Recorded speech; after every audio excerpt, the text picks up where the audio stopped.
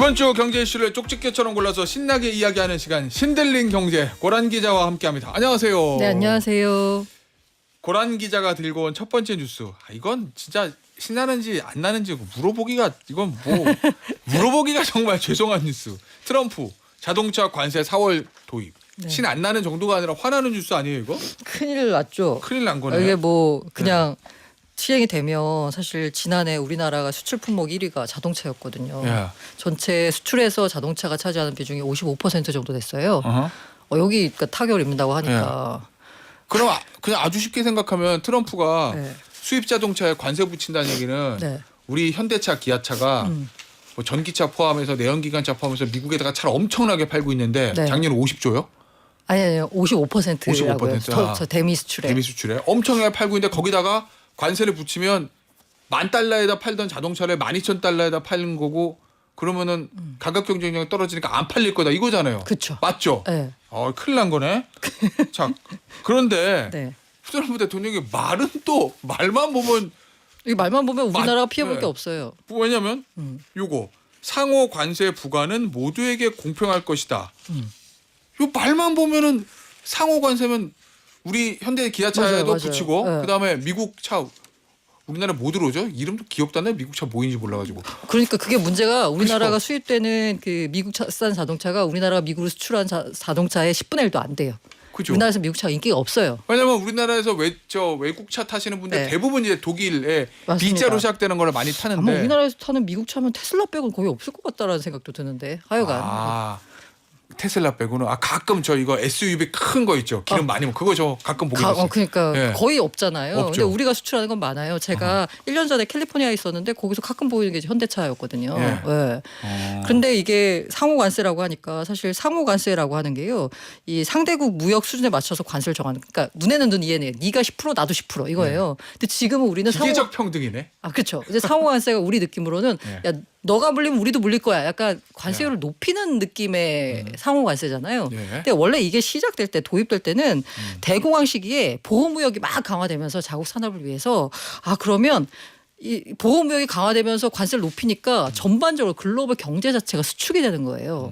그러다 보니까 야 이거 안 되겠다. 그럼 우리가 상호 관세를 통해서 네가 10% 낮추면 우리도 10% 낮출게. 낮추는 거였어요. 거의 FTA 전 단계 같은 네, 느낌이구나. 맞아요. 당시 그 네. 대공황 시절 이때 그 보호무역 때 그 관세율을 보자면 네. 막 30%, 40% 이렇게 돼요. 이러다 보니까 전 세계가 다 야 이러서 안 되겠다. 우리가 그러면 너가 낮추면 우리도 낮출게 해가지고 그땐 낮추는 거였거든요. 목적이. 근데 이번에는 높이는 게 목적이 된. 상호란 말만 빌려왔네. 그냥. 네, 맞아요. 그러니까 트럼프가 어떻게 보면 과거에 있었던 정책을 자기한테 맞는 쪽으로 재해석하는 데 정말 탁월하다. 라는 생각이 듭니다. 하고 싶은 거 다 하고 맞아요. 사는 사람인 것 같은데. 그리고 이 상호 관세도 보자면 상호. 야 그러면 우리가 걱정할 게 뭐 있어? FTA 때문에 자동차는 관세 0이잖아요. 제로잖아요. 그러니까. 근데 다만 이제 우리 체결할 때 예. 우리가 약간 이때 체결을 좀 잘한 게 잘했다고 말하면 미국이 들으면 안 되는데 예. 그 픽업 트럭에 대해서는 관세율이 상당히 높아요. 픽업 트럭에 대해서는 뭐 30%인가 25%인가 뭐 이래요. 근데 픽업 트럭이라고 하는 게요. 미국에서는 정말 어마어마한 인기가 있는 겁니다. 낫지. 네, 맞아요. 매번 보면은 제일 많이 팔린 게 그거죠. 판매량 1위에 보면 항상 픽업 트럭이 올라와 있어요. 근데 우리나라에서는 픽업 트럭을 만들지도 않고요. 그렇죠. 그리고 뭐 그 미국에서 수입되는 픽업 트럭을 사는 사람도 그닥 많지도 않고요. 그러니까 별로 우리한테 인기가 없는 품목이에요. 그러니까 협상을 할 때 좀 잘해가지고 우리한테 전혀 하등의 관세율을 높여도 타격을 주지 않은 픽업 트럭에 대해서는 높은 관세 대신 대부분 모든 자동차에 대해서는 제로를 했거든요. 그렇기 때문에 그 트럼프가 말한 상호 관세만 그냥 그 말만 따지자면 우리가 손해 볼 게 없습니다. 오히려 일본은 2.5예요. 그럼 우리가 더 이익인 거잖아요. 우리는 제로니까. 근데 여기서 문제가 비관세 장벽이라는 게 등장합니다. 그게 뭐예요? 관세율 너가 10% 우리도 10% 이러면 너무 깔끔하잖아요. 그런데 이 관세를 이게 불공정 무역의 관행이 이제 불공정 무역의 관행을 상호 관세를 통해 해소하겠다라는 게 트럼프의 목표잖아요. 근데 불공정 무역에는 관세뿐만이 아니라 비관세 장벽.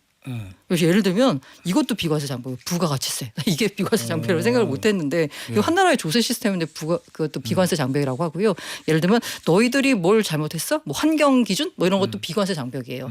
그러니까 미국 기업이 해외에 수출하는 외국 기업에 수출할 때 있던 여러 가지 규제들 있잖아요.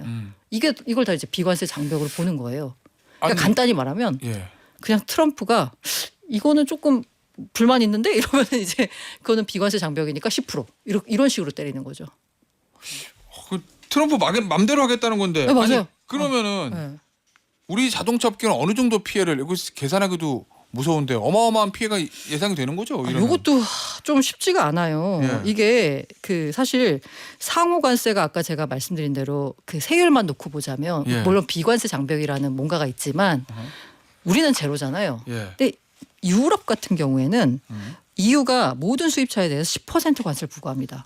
아, 이유가요? 네. 그럼 당장 EU에서 미국으로 수출되는 예. 그 독일산 자동차 쉽게 말해서 예. 10% 관세가 붙어버리는 거예요. 어허.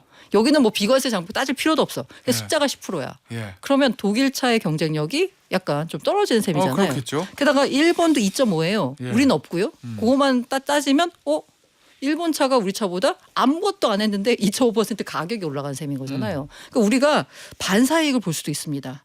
그런데 여기서 약간 좀 보셔야 될 게 이 비관세 장벽을 과연 트럼프가 어느 정도까지 설정을 해서 그걸 수치로 환산했을 때 우리한테 얼마를 물리느냐.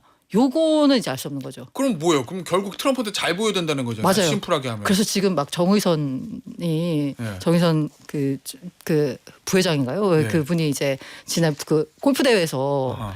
예, 장남하고 같이 이렇게 2시간 동안 저는 약간 얘기를 나누는지 의심스럽죠. 아무튼 2시간 동안 같이 필드를 걸으면서 아, 트럼프 주니어? 예, 첫째 아들 장남과 이제 얘기를 나눴다. 예. 뭐 그러면서 여기 우리가 미국에 얼마를 투자했고 우리가 그 직간접적으로 현대차가 근데 기여한 게 많더라고요. 야. 직간접 고용을 57만 명을 했더라고요. 뭐 공장 많이 졌으니까. 네, 맞아요. 그런 걸 이제 어필을 했다라고 해요. 그리고 약간 그 트럼프가 얘기할 때 현대제철을 막 칭찬했잖아요. 야, 현대제철 봐라 이렇게 우리 관세 높인다고 하니까 미국에 들어와서 공장을 짓지 않느냐. 그러니까 관세 내기 싫으면 미국 와서 공장 지어라고 하는데 미치겠다, 진짜. 현대차가 지금까지 투자했던 점을 어필하고 앞으로도 우리 투자할게요라고 네. 하면 우리는 어느 정도 좀 뭔가 좀 약간 혜택을 볼 수도 있지 않을까. 이게 자 보시면 4월 1일 전까지 현실적으로 트럼프에게 우리가 어떤 협상 카드는 해야 되잖아요. 그러니까 현대자동차의 정의선 부회장 같은 경우 일단 본인이 급하니까 맞아요. 예. 대통령 트럼프에게 가장 영향력을 끼칠 수 있는 네, 맞아요. 공적 지위는 아무것도 없지만 장남, 가장 장남. 가까운 네, 장남. 주니어 네. 찾아가서 이제 사적인 어떤 뭐 일을 하는 거고 다 인간관계가 이게 중요하니까. 인간관계가 중요하니까 네. 중요한 거는 이제 정부대 공식적으로 뭔가를 해야 되잖아요. 이게 참 안타까운 게요. 네. 저는 약간 일본을 보면서 왜 총리가 가가지고 막 황금 투구 그게 뭐 150만 원짜리를 파는 거래요. 네. 어쨌든 그 손자가 좋아한다 그러니까 그걸 사갖고 들고 와가지고 트럼프한테 선물하면서 우리 뭐 친하게 지낼게요. 막 이러게 약간 뭔가 정상 간의 외교 통로가 널려 있어요. 철강에다 25% 관세 부과한다라고 했을 때 호주 총리가 또 트럼프한테 전화 걸어가지고 우리 좀 빼줘라고 했는데 그 트럼프 입장에서는 또 나쁘지 않은 게 뭐냐면 이거 빼달라는 거 없어. 호주에 대해서 관세 어떻게 할 거예요? 철강 관세를 하고 했더니 트럼프가 호주는 아주 훌륭한 나라지. 왜냐면 우리 미국 비행기를 많이 사주고 있거든.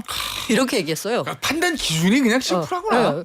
철강 얘기하는데 미국 비행기 얘기하고 있어요. 그래서 고려해 보겠다는 식으로 나왔거든요. 네. 어쨌든 중요한 게 뭐냐면 트럼프는 아까 판단 기준 심플하다는 걸 했는데 모든 상황을 판단할 때 트럼프는 이게 동맹이나 기존의 정치 관계로 이해하면 안 되고요. 네, 그냥 몰라요, 그런 거. 거래 상대방. 예. 협상의 대상 예. 이렇게만 이제 생각하시면 돼요. 예. 협상이라고 하고 거래라고 하는 게 주는 게 있으면 가는 게 있고 이렇게 서로 주고받고 하잖아요. 근데 나한테 주는 게 없으면 줄 필요 없잖아요. 예. 이렇게 이런 맥락에서 이해하시면 되는데 그런 식으로 해서 여러 이제 세계 총리들이 각국의 수장들이 다 트럼프와 뭔가 이렇게 라인을 연결해서 전화를 하든 찾아가든 뭔가 하고 있는데 우리는 없어요 지금. 오늘 이제 그 대통령거 없고. 산자부 전망대행도 없고. 차관보가 예. 협상을 위해서 떠나신다. 너무 약한데 차관보 장관도 아니고. 너무 약하죠. 예. 장관 지금 산자부 장관 있지 않아요? 근데 뭐 네. 여러 하실 일들이 많으니까 어쨌든 통상을 차관 담당하는 보는 그러니까 실무진에서 가는 거예요. 실무진에서 가서 해결할 문제가 예. 아니거든요. 아니 이거는. 기자님 예. 오늘 아침에 또 많이 보도가 됐지만 트럼프 대통령은 우크라이나한테도 무기를 계속 받고 싶으면 히토류의 50%를 다오 아까 이러는 말씀하셨잖아요. 사람이잖아요. 예, 주는 내가 줬어 그럼 너 나한테 줘야지. 나한테 예. 안 준다고 그럼 나 너 안 줘. 이렇게 예. 되는 거죠. 그 이제 우크라이나에 무기 보내는 거에도 히토리 50%를 받으려는 사람이에요. 그럼 그런 사람한테 우리는 뭔가 네. 관세 혜택 좀 보고 관세 안 붙이려면 뭘 줘야 돼요? 줄 수 있는 게 뭐 있어요? 줄 수 지금? 있는 게 많이 얘기가 나오는 게 일단 미국산 가스나 원유를 많이 수입하자. 서부 텍사스유를 왕창 사야 되는구나 이제. 네, 이제 왜냐면 네. 사실 미국에서 우리가 살 게 딱히 마땅치가 않아요. 무기 사야 되나? 무기는 또 그게 전략이라서 안 파는구나. 좋은 비행기는 안 팔죠. 예, 옛날 거 팔겠죠. 팔아도. 아, 자주포는 우리나라 게 낫고. 대신 그거 또 하나 또 카드 들고 있는 게 방위비 협상이요. 방위비 협상. 예. 제가 느끼기에는 예. 이게 방위비가 이미 협상이 끝났거든요. 예. 24년인가에. 아. 그러니까 지금 협상을 하려면 또 새로 뭔가를 바꿔가지고 새로 시도를 해야 돼요. 약간 분위기 봐서는 예. 약간 할 것 같습니다.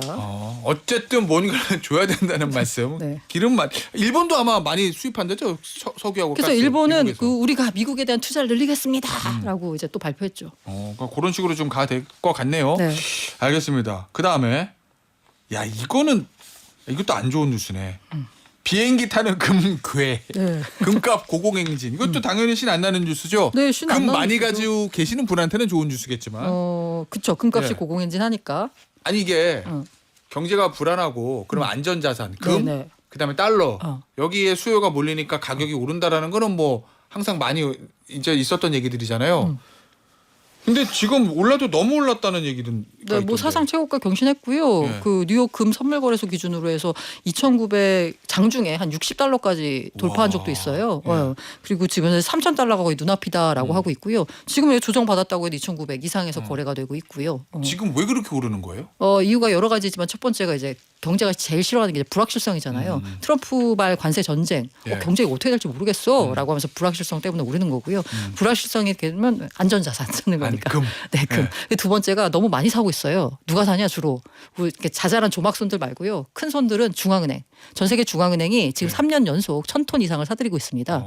왜냐하면 중앙은행 입장에서는 특히 중국이나 러시아 같은 곳들이요 가치 중립적인 자산을 원하는 거예요. 왜냐하면 특히 러시아 같은 경우에 이 달러로 들고 있었더니 대외 자산을 갑자기 러브 전쟁 터지니까 미국이 동결시켜 버렸잖아요. 스위프트 막 못 쓰겠어요. 그러니까 달러 자산이 내 건데 내가 해외에 들고 있는 게 갑자기 동결이 돼 버린 거예요.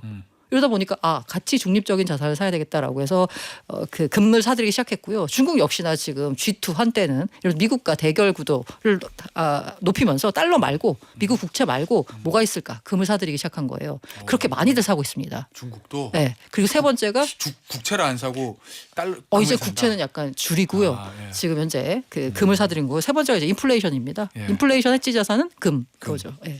자 그런데 한국에서만 우리나라에서만 유독 금값이 높다. 이런 얘기 있던데 이건 왜 그래요? 이거 금이라고 하는 게요. 예. 어쨌든 이게 모든 가격이라고 하는 게 시장에선 수요와 공급에 따라서 결정되잖아요. 예. 그러니까 한국 시장에서 금값이 높은 건 한국 시장에 수요가 많다라고 보시면 됩니다. 왜요? 돌반지 살라고 그러나? 출생률도 낮은데? 일단 워낙 금값이 오르니까 사람들이 이제 투자 목적으로 사는 것도 있고요. 그래요? 예, 그런데 약간 특히나 이제 이 골드바 가격이 좀 많이 비싼 경향이 있어요. 그 글로벌 시세와 그 현재 우리 국내 시세를 이제 그 차이를 괴리율이라고 하는데요. 예. 이게 여러 가지 이유 때문에 뭐 대충 한 5% 이쪽에서 왔다 갔다 해요. 왜 그래요? 그거 이제 금을 들여오는 데는 수수료 등 거래 비용 이런 걸 감안하면 그래도 그 정도 차이가 이제 있다라고 해요. 근데 외국 금이랑 한국 금이랑 똑같은 금인데 왜 비쌀까? 들여와야 되잖아요. 비행기로. 근데 괴리율이 근데 지금은 24%까지 벌어졌어요. 예. 왜? 한국에서 금 수요가 높다. 그 정도 이제 뜨겁다. 그럼 외국에서 사야 되는데 그럼 밀수니까 안 되고 그건. 그래서 실제로 지금 제가 아까 수요와 공급에 따라서 가격이 다르다고 했잖아요. 예. 뉴욕에 있는 금 선물보다 영국에 있는 금 현물 가격이 더 싸요. 그래서 최근에 JP 모건 같은 큰 선들이 영국에서 금을 실어다가 뉴욕으로 갖고 가고 있습니다. 비행기로? 네, 그 왜냐하면 여기는 또 트럼프가 금에도 관세 물릴 거야? 약간 이러고 이제 협박을 하고 있거든요. 그러다 보니까 관세 물리기 전에 미국으로 갖고 가서 이제 비싸게 팔자 이런 느낌이 되는 거죠. 하여간 그런 거고 그다음에 국내 골드바 같은 경우에는 사실 제가 느끼기에는 이거 상당합니다. 온누리 상품권의 여파. 온누리 상품권이요? 네. 온누리 상품권 15% 할인해서 살 수 있잖아요. 온누리 상품권에 15% 할인해서 써서 그걸로 금을 산다? 네. 동네 금은방 가서 살 수 있거든요. 이야. 근데 그게 온누리 상품권 어디서 사요? 제 애플리케이션에 여러 군데 이제 들어가시면 살 수 있고요. 이야, 이거 좋은 정보네. 지금 이게 금테크라고 막 그 SNS에 떠돌게 게 뭐냐면 네. 그 금 한 돈당 한 8만 원 남긴대요. 오. 게다가 이거 온누리 상품권 쓰면 소득공제까지 받잖아요. 그래요? 이거저거 네. 낮아지면은 우리 지금 모든 가족을 동원해서 다 하고 있어요. 뭐 이런 얘기들이 막 나오겠어요. 그래서 근데 이건 사실 개인 단위라서 크진 않는데 네. 이거 정말 그 기업 단위로 하는 업자들이 있거든요. 이거는 불법이죠. 아, 그렇지. 예, 요거는 이제 잡아내야죠. 그래서 중기청이 나선다라고 했는데 예. 중소기업부가 네. 꼭 잡아냈으면 좋겠습니다. 네. 알겠습니다. 마지막으로 짧게. 그럼 계속 당분간은 오를 거로 보시긴 하는 거죠? 당분간 오르겠죠. 네, 지금 분위기가 그러니까요. 알겠습니다. 여기서 마무리하도록 하겠습니다. 고란 기자였습니다. 감사합니다. 네, 감사합니다.